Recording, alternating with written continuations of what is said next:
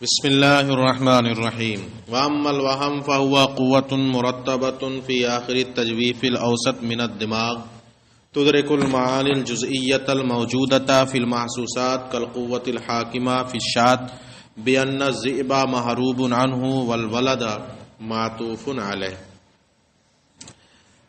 گفتگو چل رہی تھی قوت مدرکہ کے بارے میں، پھر اس کی دو طرح کی قوتیں ہیں جو باطن میں ہیں اور کچھ ظاہر میں۔ ظاہر کو چھوڑ کر باطن کی گفتگو جاری تھی، جس میں آپ نے خیال اور حصے مشترک کی تعریف کو پڑھ لیا۔ یہاں سے وہم کی تعریف، یعنی تیسری قوت جو قوت مدرکہ کی کے باطن میں ہے، وہم اس قوت کو کہتے ہیں جو دماغ کے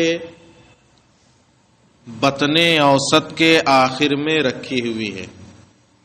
دماغ کے 3 بطن کیے تھے نا، اور پھر ہر بطن 2 میں تقسیم تھا، اول آخر، پہلے 3 حصے اور پھر ہر حصے کے 2 حصے، اول آخر، یعنی آگے پیچھے۔ کہتے ہیں کہ قوت وہم وہ قوت ہے جو دماغ کے بطن اوسط کے آخر میں رکھی ہوئی ہے، مؤخر میں رکھی ہوئی۔ اس کا کام ہے جس کے ذریعے ان معانی جزئیہ کا ادراک ہوگا جو محسوسات کے اندر موجود ہیں۔ کس کے اندر؟ محسوس چیزوں کے اندر جو معانی جزئیہ ہیں، اس کا ادراک کس کے ذریعے ہوگا؟ وہم کے ذریعے۔ مثال کے طور پر ایک بکری ہے اور وہ عداوت اور محبت، یہ معنی جزیہ کیا؟ عداوت اور محبت۔ اور یہ کس میں پائے جائیں گے؟ یہ محسوس چیزوں میں، جاندار چیزوں میں پائے جائیں گے یا ویسے ہی چیزوں میں پا لیے جائیں گے؟ عداوت اور محبت کا پائے جانا محسوس۔ بکری کے اندر یہ قوت ہے کہ وہ بھیڑیے کو دیکھتی ہے تو سمجھ جاتی ہے کہ اس سے بھاگنا ہے، اور اپنے میمنے کو دیکھتی ہے تو سمجھ لیتی ہے اس پر شفقت کرنا ہے۔ یہ جو شفقت اور عداوت، بھیڑیے سے بھاگنا، بچے کو قریب کرنا، یہ جو چیز ہو رہی ہے، یہ جو ادراک ہو رہا ہے، ان معانی جزیہ کو سمجھا جا رہا ہے، یہ کس کے ذریعے سمجھا جا رہا ہے؟ وہم کے ذریعے۔ ان معانی جزیہ کا ادراک نہ تو نفس ناطقہ سے ہو سکتا ہے، کیوں؟ کیونکہ نفس ناطقہ سے معانی جزیہ کا ادراک نہیں ہو سکتا۔ خیال اور حصے مشترک سے بھی نہیں ہو سکتا، کیوں؟ کیونکہ ان کا کام ہے محسوسات کا ادراک کرنا، اور یہ کیا ہے؟ معانی جزیہ ہیں جو محسوسات میں پائے جاتے ہیں، خود محسوسات نہیں ہیں۔ حواس ظاہرہ سے بھی نہیں ہو سکتا۔ عداوت اور محبت کو آنکھوں سے دیکھ کے اور پکڑ کے سمجھ کے ایسا نہیں ہو سکتا، اس کو سمجھنا ہی پڑے گا۔ جب ان سب چیزوں سے نہیں ہو سکتا تو سمجھ میں آ گیا کوئی اور قوت ہے جس کے ذریعے معانی جزیہ کا ادراک ہو رہا ہے، اور اسی قوت کا نام کیا ہے؟ وہم۔ کیا ہے اس کا نام؟ وہم۔ یہ ایسی قوت ہے جو دماغ کے بطن اوسط کے آخر میں رکھی ہوئی ہے، جو ادراک کرتی ہے ان معانی جزئیہ کا جو محسوسات کے اندر موجود ہیں۔ جیسے وہ قوت جو اس بات کا فیصلہ کرتی ہے کہ بکری کے اندر وہ قوت جو اس بات کا فیصلہ کرتی ہے کہ بھیڑیے سے بھاگا جائے گا اور بچے پر شفقت کی جائے گی۔ وَأَمَّا الْحَافِظَةُ، یہ جو قوت ہے یہ اس کے لیے خزانہ ہے۔ وہم کے ذریعے جن معانی جزئیہ کا ادراک ہوگا محسوسات کے اندر، انہی معانی جزئیہ غیر محسوسہ کو محفوظ رکھے گی کون؟ قوت حافظہ۔ کون؟ قوت حافظہ انہی معانی جزئیہ غیر محسوسہ، محسوس چیز نہیں ہے عداوت یا محبت، ٹھیک ہے؟ ہاں پائی جاتی ہیں محسوس چیزوں میں، پائی کہاں جائیں گی؟ محسوس چیزوں میں۔ تو قوت حافظہ وہ قوت ہے جو مرتب ہے، یعنی رکھی ہوئی ہے دماغ کے جوف آخر کے شروع میں۔ تحفظ ما تدرکہ القوت الوہمیہ من المعانی الجزئیہ الغیر المحسوسہ الموجودۃ فی المحسوسات، جو ان معانی جزئیہ غیر محسوسہ کو محفوظ رکھتی ہے جو موجود ہیں کس میں؟ محسوسات۔ تو یہ قوت وہم کے لیے کیا ہے؟ خزانہ کا کام کرے گی، ٹھیک ہے۔ وَأَمَّا الْمُتَصَرِّفَ وَهِيَ خَزَانَةُ الْقُوَّةِ الْوَهْمِيَّہ، خود ہی لکھ دیا انہوں نے، اور یہ قوت وہمیہ کے لیے کیا ہے؟ خزانہ.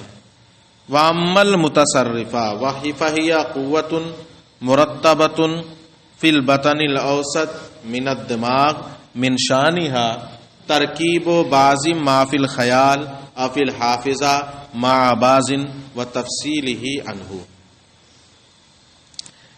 دیکھو ایک نئی قوت، کام بھی سب کے الگ الگ ہیں اور عجیب عجیب کام ہیں. متصرف کا کیا کام ہے؟ اس کی تعریف تھوڑی تھوڑی اس کے نام سے ظاہر ہے. متصرف کا معنی کیا ہوتا ہے؟ تصرف کرنے والا، ادھر ادھر تصرف کرنے والا. قوت متصرفہ یہ دماغ کے بدن اوسط میں رکھی ہوئی ہے، دماغ کے بطن اوسط، بیچ والے بطن میں. اس کا کام یہ ہے کہ خیال میں جو صورتیں محفوظ ہیں، خیال میں صورتیں محفوظ ہوتی ہیں. حصے مشترک کا خزانہ کیا ہے؟ خیال. حس کے ذریعے کیا ہوتا ہے؟ سامنے والی صور جزئیہ کا ادراک ہوتا ہے، پیچھے پڑھ کر ہے. اور ان کا خزانہ کون ہے؟ خیال. خیال اس کے لیے خزانہ ہے، جو ان صورتوں کو ہم نے کسی چیز کو پہلے دیکھا تھا، اب دیکھ رہے ہیں تو پھر یاد آ رہا ہے یہ وہی ہے. تو یہ کام کس کا تھا؟ خیال کا. تو خیال حصے مشترک کا کیا تھا؟ خزانہ. تو اس کے اندر صور جزئیہ محفوظ رہتی. ٹھیک ہے. خیال کے اندر جو صور جزئیہ ہیں محفوظ ہیں، اور قوت حافظہ کے اندر جو معانی جزئیہ محفوظ ہیں، جو ابھی پڑھا، عداوت، محبت، یہ معانی جزئیہ ہیں. ان دونوں کو ایک دوسرے میں جوڑنا اور ان کو الگ الگ کرنا، یہ کام کس کا ہے؟ قوت متصرفہ کا. کس کا ہے یہ کام؟ قوت متصرفہ کا. آپس میں جو چیزیں یہ محفوظ ہیں نا، صور جزئیہ اور معانی جزئیہ جو محفوظ ہیں قوت حافظہ اور خیال کے اندر، ان کو آپس میں جوڑنا، ملانا، اور پھر ان کو کیا کرنا؟ الگ الگ کر دینا. یہ قوت متصرفہ کا کام ہے. جیسے صورتوں کی صور جزئیہ کو ملانا، کسی ایسے انسان کو کا تصور کرنا جو دو سر والا ہو. کیا؟ ایسے انسان کا تصور کرنا یہ کیا ہو؟ دو سر والا ہو. تو ایک دو سر والا آدمی تو ہے نہیں. یہ تصور کیسے کر لیا دو سر والا؟ خیال میں جو محفوظ تھی نا، تو اس میں سے دو سر لیے اس نے قوت متصرفہ نے، ایک آدمی لگا دیے اور سوچ لیا کہ ایک آدمی دو سروں کا ایسا ہوگا.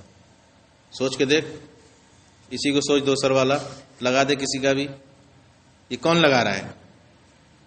قوت. تو جو صور جزئیہ خیال میں محفوظ ہیں اور معانی جزئیہ ان میں آپس میں توڑ جوڑ کرنا، یعنی یا تو ملانا یا الگ الگ کرنا. یہ تو ہو گئی دو سر والا انسان، جوڑ دیا. کیا کر دیا؟ جوڑ دیا. یا ایسا کرنا ہے اور اس کو الگ الگ جوڑنا، ایک اور صورت ہو جائے گی. ایک آدمی میں آدھا دھڑ انسان کا سمجھنا، اوپر کا گھوڑے کا سمجھنا. یہ صور جزئیہ ہے کہ نہیں؟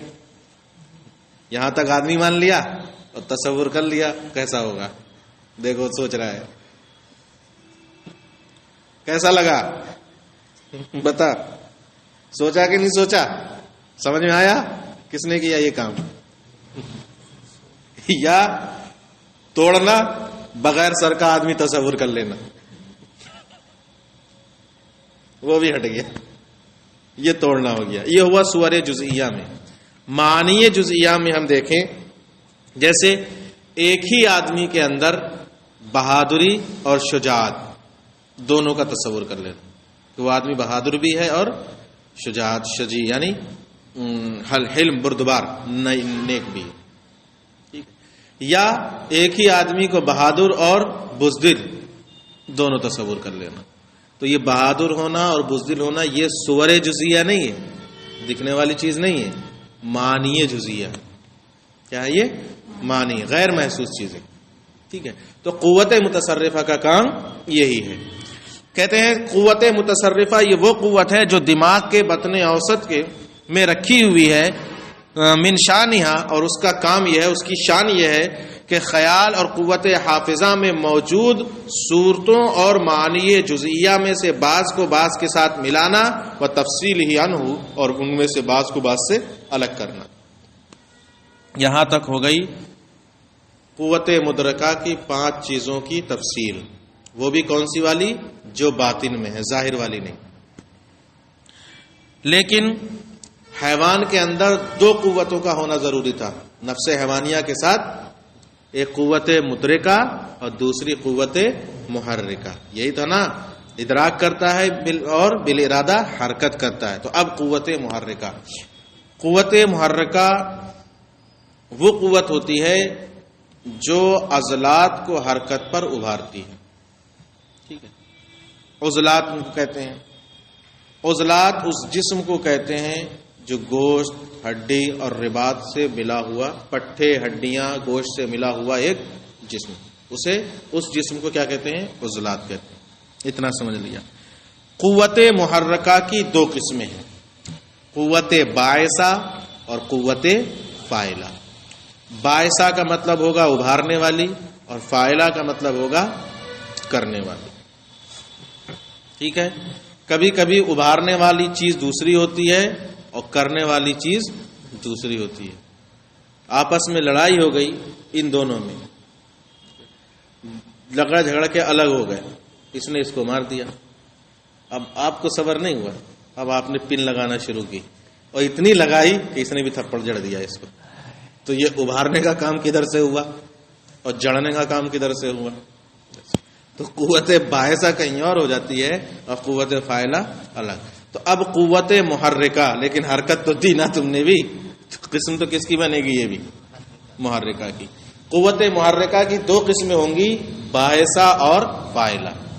قوت باعثہ اس قوت کو کہتے ہیں کہ جو جسم کو کسی مطلوب یا محروب عنہ صورت کے ذہن میں چھپنے کے بعد حرکت پر ابھارے۔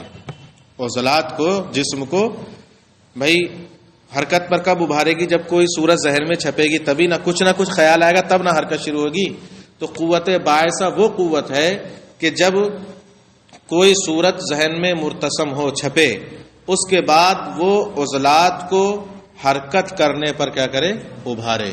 اور وہ مرتسم ہونے والی صورت یا تو مطلوب ہوگی یا محروب ہوگی، یعنی یا تو فائدے کی ہوگی یا نقصان کی ہوگی۔ بھاگنے والی ہوگی تو بھاگنے کے پر حرکت کروائے گی، اور مطلوب ہوگی تو طلب کرنے پر حرکت کروائے گی، ٹھیک ہے۔ تو یہ تو ہو گئی قوت باعثہ کی تعریف، یعنی جو عضلات کو مطلوب یا محروب عنہ صورت کے ذہن میں چھپنے پر حرکت کرنے پر ابھارے۔ اب اس کی 2 قسمیں، کس کی؟ قوت باعثہ کی۔ اگر یہ جسم کو اس صورت متخیلہ، جس کا خیال ذہن میں آیا، اس صورت متخیلہ کو نفع بخش سمجھ کر حرکت کرنے پر ابھار رہی ہے اور لذت حاصل کرنے کے لیے ابھار رہی ہے۔ جو صورت ذہن میں چھپی، اس کے چھپنے کے بعد اب یہ جسم کو حرکت کرنے پر ابھار رہی ہے، کیوں کہ یہ اس کو نفع بخش سمجھ رہی ہے، اس چیز کو جس کا خیال آیا ہے، اور لذت حاصل کرنے کے لیے ابھار رہی ہے، تو اس کو کہیں گے قوت شہوانیہ۔ اسے کیا کہیں گے؟ اگرچہ حقیقت میں وہ نفع بخش ہو یا نہ ہو، یعنی نفع بخش ہو یا مضر ہو، اس سے لینا دینا نہیں، یہ کیا سمجھ رہی ہے اس کو کہ وہ ہمارے لیے نفع بخش ہے اور لذت ہمیں ملے گی۔ اس بنیاد پر جسم کو کس پر ابھار رہی ہے؟ حرکت پر ابھار رہی ہے۔ گناہ کرنے پر ابھارنا، فوری طور پر تو لذت مل جائے گی گناہ کرنے سے، کوئی بھی گناہ، لیکن حقیقت میں بعد میں کیا رہے گی؟ وہ مضر رہے گی نہیں۔ تو اس کو نفع بخش سمجھ کر لذت حاصل کرنے کے لیے جسم کو حرکت کرنے پر ابھارنا، یہی ہے قوت شہوانیہ۔ یہ قوت باعثہ کی پہلی قسم۔ اور دوسری قسم، کسی صورت کے چھپنے سے اس کو مضر سمجھتے ہوئے اس پر غلبہ حاصل کرنے کے لیے یا اس سے انتقام لینے کے لیے جسم کو کس پر ابھارنا؟ حرکت کرنے پر ابھارنا، یہی ہے قوت غضبیہ۔ یہ کیا ہے؟ قوت غضبیہ۔ مضر سمجھتے ہوئے، یہ سمجھ رہی ہے کہ مضر ہے، غلط کروں گا، یہ نہیں کرنا چاہیے، غصہ ٹھنڈا کر لینا چاہیے۔ مضر سمجھتے ہوئے دوسرے پر غلبہ حاصل کرنے کے لیے یا اس سے انتقام لینے کے لیے جسم کو کس پر ابھارنا؟ حرکت پر ابھارنا، اسی کا نام کیا ہے؟ قوت غضبیہ۔ ہم ملاؤ، فَأَمَّا الْقُوَّةُ الْمُحَرِّكَةُ فَتَنْقَسِمُ إِلَى بَاعِثَةٍ وَفَاعِلَةٍ، اس کی دو قسمیں ہیں، قوت باعثہ اور فاعلہ. اما الباعثہ، رہی قوت باعثہ، فَهِيَ الْقُوَّةُ الَّتِي إِذَا ارْتُسِمَتْ فِي الْخَيَالِ صُورَةٌ مَطْلُوبَةٌ أَوْ مَحْرُوبَةٌ عَنْهَا حَمَلَتْ الجمع لکھا ہے نا، حَمَلَتِ الْفَاعِلَةَ عَلَى التَّحْرِيكِ. تو کہتے ہیں کہ قوت باعثہ وہ قوت ہے کہ جب خیال میں کوئی صورت مطلوبہ یا محروب عنہا چھپ جاتی ہے تو یہ فاعلہ کو حرکت کرنے پر ابھارتی ہے. تبھی تو قوت فاعلہ حرکت کرے گی جب یہ ابھارے گی. فَإِيَا إِنْ حَمَلَتِ الْفَاعِلَ عَلَى تَحْرِيكٍ يُطْلَبُ بِهِ الْأَشْيَاءُ الْمُتَخَيَّلَةُ ضَارَّةً أَوْ نَافِعَةً طَلَبًا لِحُصُولِ اللَّذَّةِ تُسَمَّى قُوَّةً شَهْوَانِيَّةً. تو اگر قوت باعثہ ہر قوت فاعلہ کو ایسی تحریک پر ابھارے جس سے اشیاء متخیلہ مطلوب ہو، چاہے وہ نفع بخش ہو یا مضر ہو، کس لیے؟ طالباً، یہاں بیچ میں طالباً لکھا جائے گا، طالباً لحصول اللذت، صرف لذت حاصل کرنے کی طلب کے لیے اگر ایسا کر رہی ہے اس کا نام قوت شہوانیہ ہے. وَإِنْ حَمَلَتْ عَلَى تَحْرِيكٍ يُدْفَعُ بِهِ الشَّيْءُ الْمُتَخَيَّلُ ضَارًّا أَوْ مُفِيدًا طَلَبًا لِلْغَلَبَةِ تُسَمَّى قُوَّةً غَصْبِيَّةً. اور اگر وہ قوت فاعلہ کو ایسی تحریک پر ابھار رہی ہے جس کے ذریعے شے متخیل کو دفع کیا جائے، چاہے وہ ضرر رسا ہو یا نفع بخش ہو، کس لیے؟ غلبہ طلب کرنے کے لیے، غلبہ حاصل کرنے کے لیے، تو اس کو قوت غضبیہ کہتے ہیں. اب فاعلہ کی تعریف تو آئی نہیں، کہتے ہیں فاعلہ وَأَمَّا الْفَاعِلَةُ فَهِيَ الَّتِي تُعِدُّ الْعُضْلَاتَ عَلَى التَّحْرِيكِ.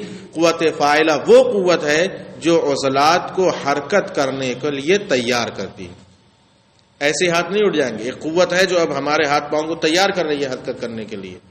تو قوت فاعلہ وہ قوت ہے جو عضلات کو حرکت کرنے پر تیار کرتی ہے. بس.